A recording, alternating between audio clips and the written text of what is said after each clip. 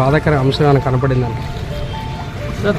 లోపల మన మామూలుగా ఇల్లు అనేది మనం చిన్న ఏదైనా చెత్తపడినా ఎదురుపడినా నీట్గా చేసుకుంటాం సార్.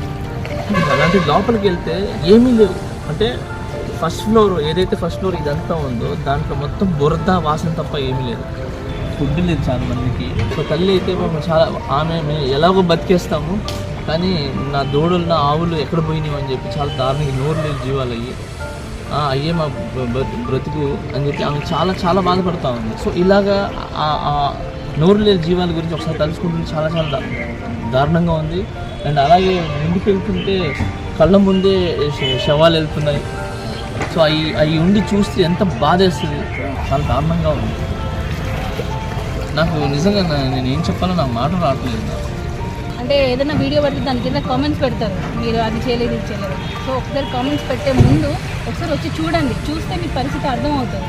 సో ఎంతవరకు లోపలికి వెళ్ళగలుగుతున్నారు, ఎంతవరకు చేస్తున్నారు అనేది. సో దయచేసి విమర్శించకుండా వచ్చి సహాయం చేయండి. సినిమా ఆర్టిస్టులు కానీ చాలామంది వాళ్ళ విరాళాలు సీఎం నిధికి ఇచ్చారు ఆల్రెడీ. సో మీరు కూడా ఎంతో కొంత మీకు తోచినంత.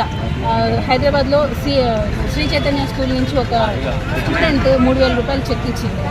సో ఇక్కడ చిన్న పిల్లల పెద్ద పిల్లల కాదు, వాళ్ళ కిట్టి బ్యాంక్లో నుంచి తీసిచ్చింది అమ్మ. సో దీనికి ఏం ఒక లిమిట్ లేదండి, రూపాయి ఇచ్చినా కూడా ఇక్కడ చాలా వాల్యుబుల్ ఇక్కడ. సో దయచేసి అందరూ దీనికి సహాయపడాలని కోరుతున్నాను.